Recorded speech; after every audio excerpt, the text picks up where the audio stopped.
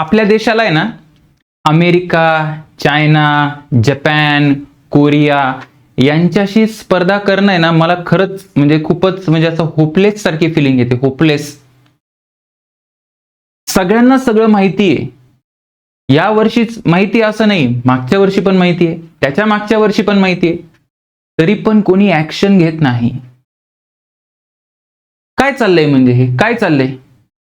CET सेलला एवढे data analysis दिला, मीच नाही कितीतरी टीचर्सनी दिला, वेगवेगळ्या शैक्षणिक संस्थांनी दिला, मीडिया बांधव आहेत त्यांनी दिला, आणि हे म्हणतायत काहीच झालं नाही. कॅप प्रोसेस तसंच चालू आहे. उत्तर द्यायला मीडियामध्ये तयार नाही. की सर एकदा येऊन मीडिया समोर उत्तर द्या, विद्यार्थी काय म्हणतायत ते बघा, पालक काय म्हणतायत ते बघा. जस्ट बिकॉज कॅपच्या प्रोसेसमध्ये ते अडकलेले आहेत म्हणून समहाऊ त्यांनी ऍडमिशन कंप्लीट करावी आणि मग त्याच्यानंतर काहीच होऊ शकत नाही, हे असं चालवणार आहे का आपण? मागच्या वर्षी झाली चूक, या वर्षी तर संधी आहे ना सर आपल्याला. यावरती संधी आहे की नाही?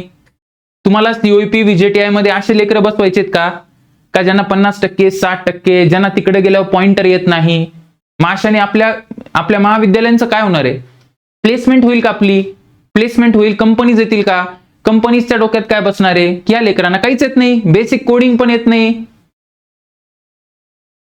आणि मग अशा वेळेस काय होतं? अशा वेळेस पुढच्या कॉलेजच्या प्लेसमेंटवर परिणाम पडतो. म्हणजे येणारी पूर्ण future generation including the overall the reputation of the college gets damaged. आणि एकदा तुमच्या राज्याचे टॉप इंजिनिअरिंग कॉलेजेस कॉम्प्रोमाइज झाले, टेक्नॉलॉजी कॉम्प्रोमाइज झाली, तर मग कशाला स्टार्टअप इन महाराष्ट्र आणि या सगळ्या गोष्टी होणार आहेत? ग्रामीण भागाचे विद्यार्थी, मी तुम्हाला सांगतो, आता आम्ही एक अहिल्यानगरच्या काही शिक्षकांनी आणि तिथल्या काही पालकांनी एक कार्यक्रम कंडक्ट केला. तिथे आम्हाला बोलवलं होतं, मला बोलवलं होतं, महेश सरांना बोलवलं होतं. तिथे आम्ही गेलो आणि हे बघा, तुम्हाला गर्दी बघून कळेल किती जास्त त्यांना दुःख आहे, किती जास्त त्यांच्या व्यथा आहेत. हे काही पुरस्कारासाठी आले नाहीयेत. हे विद्यार्थी दूरदूरून आलेत, हे पालक पण दुरून दुरून आलेत. 70-70, 80-80 किलोमीटर वरून अगदी अहिल्यानगरच्या गावाखेड्यातून आलेत. कितीतरी मुली भाषण करताना रडल्या.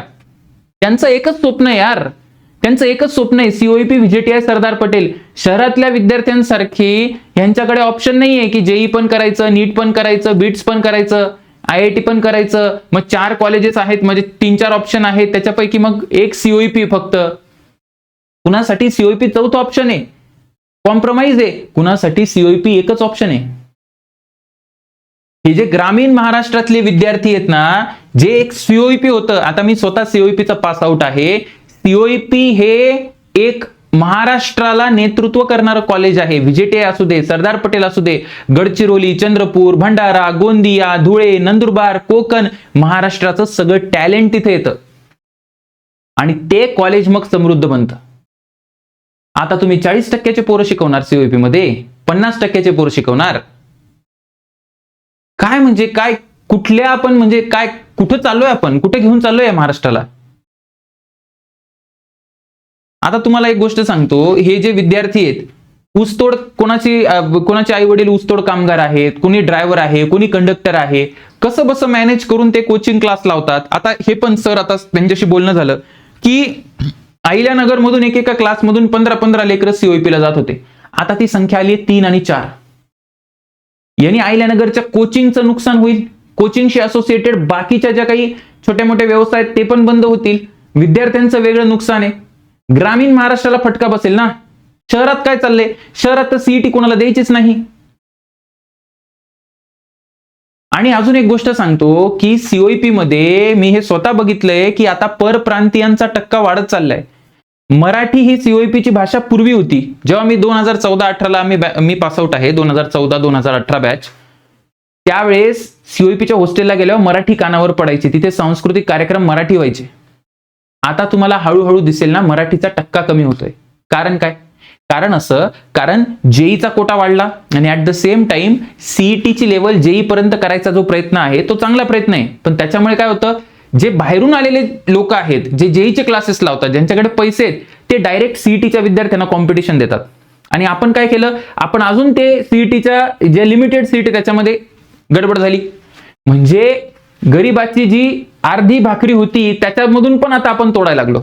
मग काय उरलं आपल्याकडे? कसं तुम्ही महाराष्ट्राला पुढे नेणार आहे? कसं मराठी लोकांना तिथे त्या कॉलेजमध्ये स्थान देणार आहे? कशी डेव्हलपमेंट, कसे स्टार्टअप होणार आहे? एवढं तुम्हाला ढळढळीत सगळ्या गोष्टी एकदम, म्हणजे हा डेटा त्यांना सांगितला. काही जण गेले होते सीईटीच्या जे सेक्रेटरी आहेत त्यांना भेटायला गेले. सीईटी सेल म्हणते की आम्ही FIR दाखल केलाय आणि क्राईम ब्रांचमध्ये त्याची चौकशी चालू आहे. अहो सर, चौकशी चालू, त्या चौकशीचा न्याय कधी होईल? पण हे जे लेकरं आहेत 250-300, जे काय आता किती आकडेत आपल्याला माहिती नाही, त्या सीटचं नुकसान कसं भरून निघणार आहे? त्या विद्यार्थ्याचं आयुष्य गेलं ना. आणि हे लोक जाऊन तिथं काय करतात? फेल होतात.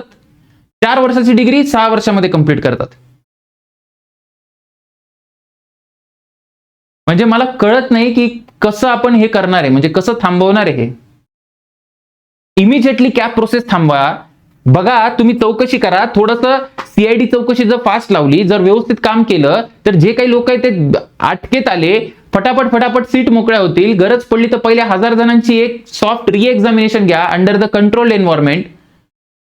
त्याच्यातले फिल्टर करा, काही थोडंफार वायवाला मार्क द्यावा, फिल्टर करा. हे लेकर जे आहेत ना, हे जे फ्रॉड करून घुसलेत ना, ह्यांना 50 मार्क पण यायचे नाही सीईटीला, 50-60 मार्क पण यायचे नाही, अशी लेवल आहे. आणि बाकीची जी इमानदार लिस्ट आहे ते 180, 170, 160 ला जातील. असेच सेग्रिगेट होऊन जातील. आणि तपास लावला तर सगळ्या गोष्टी होतील.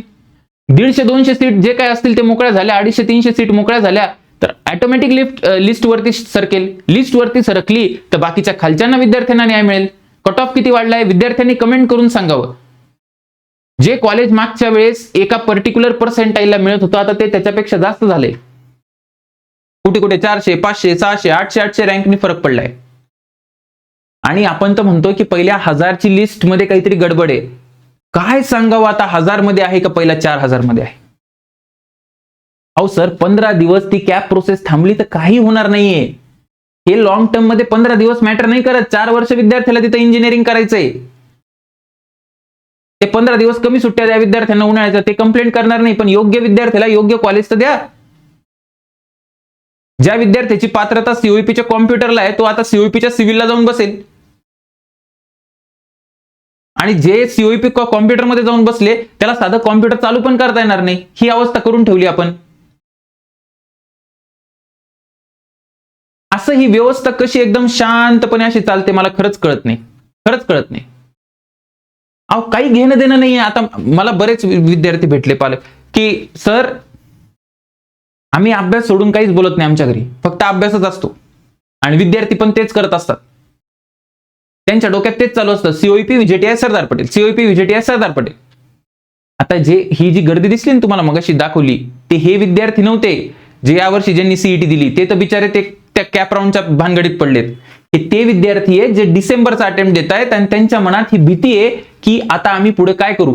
अभ्यास करून तुम्ही विचार करा, जे पण पालक बघतायत, शिक्षक बघतायत, विद्यार्थी बघतायत, जर तुम्हाला माहिती असेल की असे प्रकार होत आहेत, तर तुम्हाला ते अभ्यास करायला आतून मोटिवेशन कुठे मिळणार? पहिल्या 250-300 सीट्स मध्ये जर काही गडबड झाली, 400 सीट्स मध्ये गडबड झाली, तर COEP VJTI कॉम्प्युटर तसंही गेलं. कॉम्प्युटर गेलं, IT गेलं, AIML गेलं. बाकीच्या ब्रांचेससाठी थोडी आपण प्रिपेअर करतो यार. जे पॅकेज बघतात विद्यार्थी ते तर टॉपच्या ब्रांच बघतात. सो जे महाराष्ट्राची कॉम्पिटिशन चालू आहे, ज्या टॉपच्या सीटसाठी, ते ह्या सीट्स आहेत. पण कोणीतरी तिकडे येऊन सीट खाऊन टाकते. किती स्पष्टपणे कोरिलेशन आहे हे दिसतं. हे कुणाला लहान बाळाला पण कळेल हे की काहीतरी गडबड आहे म्हणून. की 10वीला 85 पेक्षा कमी किती जणांना मार्क आहे? तर पहिल्या 100 मध्ये फक्त 2022 ला 2 विद्यार्थी होते ज्यांना 10वीला 85 पेक्षा कमी आहे. त्या 2 विद्यार्थ्यांची संख्या वाढत 48 झाली. 48 विद्यार्थी असे आहेत पहिल्या 100 मध्ये ज्यांना 10वीला 85 पेक्षा कमी. तुम्ही म्हणाल सर या इथे 10वीचा पेपर खूप अवघड झाला असेल 2024 ला, म्हणून असं झालं. मग जर 2024 ला पेपर अवघड झाला, तर मग हे 300 ते 400च्या रँक मध्ये बघा फक्त 8च विद्यार्थी आहेत. 8 विद्यार्थी ज्यांचं 10वी खराब होतं 85 पेक्षा कमी, आणि पहिल्या 100 मध्ये 48 विद्यार्थी आहेत. म्हणजे खालचे विद्यार्थी 10वी मध्ये मूर्ख आहेत, वरचे विद्यार्थी 10वी मध्ये हुशार आहेत. तोच पॅटर्न जर आपण इथे बघितला, तर 12वीला पण तेच आहे. वरचे विद्यार्थी बघा इथे 12वीला 50 जण आहे ज्यांना 75 पेक्षा कमी PCM ला, जे की 2022 ला फक्त 1 विद्यार्थी होता. 1 विद्यार्थी. आता 50 विद्यार्थी असेत. आणि हे बघा खाली जाताना हा आकडा कमी होतोय. वरच्यांची 12वी खराब आहे, वरच्यांची 10वी खराब आहे. आणि माननीय सीएटी सेल काय म्हणतात, त्यांचे चेअरमॅन काय म्हणतात की कोरिलेशन नाहीये, कोरिलेशन नाहीये. अहो सर, हा फार्मसीचा रिझल्ट आहे आपलाच. फार्मसीमध्ये बघा, पहिल्या 100 मध्ये पीसीबीला 75 पेक्षा किती कमी आहे, 75 पेक्षा किती जणांना कमी आहे पीसीबी मध्ये. HSC ला 21 जण, 100 ते 200 मध्ये 25, 200 ते 300 मध्ये 26. बघा खाली जाताना आकडा वाढतोय की नाही, म्हणजे खाली जाताना कमी मार्क्स असणाऱ्या विद्यार्थ्यांची संख्या वाढते, वरती जाताना कमी विद्यार्थी ज्यांना कमी मार्क्स आहे, जे की पॉझिटिव्ह कोरिलेशन आहे. म्हणजे जे पहिले 200-300 विद्यार्थी आहेत फार्मसीचे, त्यांचं बोर्ड पण चांगलं आहे आणि फार्मसी पण चांगलं आहे. म्हणजे फार्मसीची जी सीईटी आहे, जे पीसीबीचा पेपर असतो जो ऑलमोस्ट सेम असतो, फक्त बायो वेगळं आहे, तिथे इथे बायो आणि तिथं मॅथ्स असतं, तिथे बरोबर हे कोरिलेशन काम करतं. म्हणजे हे विद्यार्थी बरोबर बोर्डला अभ्यास करणार आणि हे विद्यार्थी कुठंच अभ्यास करणार नाही, हे विद्यार्थी कुठंच अभ्यास करणार नाही. एवढं स्पष्ट असताना आम्हाला पुरावे आणून द्या, आम्ही चौकशी लावतो. कसं घेऊन जायचं, कसं आपल्याला महाराष्ट्राला घेऊन जायचंय पुढं. माननीय मुख्यमंत्री महोदय, माननीय शिक्षण मंत्री, माननीय सीईटी सेलचे अध्यक्ष, तुम्हाला हात जोडून कळकळीची विनंती आहे की हे थांबवा, हे थांबवा. आमची मागणी सिंपल आहे, आम्हाला फेअर आणि ट्रान्सपरंट प्रोसेस पाहिजे. अजून पण वेळ गेली नाहीये, या प्रोसेसला स्थगिती द्या, टेम्पररी हॉल्ट द्या, ते फिल्ट्रेशन काढा. अहो जर 300 विद्यार्थी 400 विद्यार्थी खोटे असतील, त्यापैकी तुम्ही 200-250 जरी काढले तरी एक सुरुवात होईल कुठून ना कुठून. आता धाक बसेल त्यांच्या मनात. आजही जे स्कॅम करणारे लोक आहेत त्यांची हिंमत वाढली बघा, तुम्हाला इथं दिसत असेल. 2025 नंतर 2026 ला ही हिंमत वाढली, 2027 ला अजून होईल. त्यांना माहिती का, अरे एवढा मीडिया कव्हरेज मिळतोय, एवढे टीचर्स पण बोलतायत, सगळं होतंय तरी काहीच होत नाही, काहीच होत नाही. म्हणजे काळजी करायची काही गरज नाही. तर माझं तुम्हाला आता हेच आव्हान आहे की जिथे जिथे तुम्हाला जो पण काही आपले जे काही आजूबाजूला जे घरचे असतील किंवा कोणाला पण तुमचे लोकप्रतिनिधी असतील, लोकप्रतिनिधी जे आहेत आपण त्यांना का निवडून देतो, आपण यासाठी निवडून देतो कारण आपले मुद्दे त्यांनी योग्य ठिकाणी पोहोचावे. तर कुठल्याही पार्टीचे असू दे, काही असू दे, तुम्ही जाऊन ही जी एक्सेल शीट आहे ना, मी खाली शेअर करतो आणि रिझल्ट पण एक ड्राईव्हची लिंक देतो, ते दाखवा त्यांना की कसा फरक आहे म्हणून. काही तुम्हाला युट्यूबच्या पण लिंक्स टाकतो, ते बघा. काही अहिल्यानगरचे काही शिक्षक आहेत, ते बिचारे जाऊन मुंबईलाच त्यांनी ठाण मांडले की सर काही झालं तरी आमच्या विद्यार्थ्याला न्याय मिळाला पाहिजे. 2-2 दिवस 3-3 दिवस त्यांचाही वेळ वाया जातो, विद्यार्थ्यांचाही वेळ वाया जातो. हे सगळं कशाला करायचं आपल्याला? शांततेत त्याचा मार्ग निघू शकतो ना.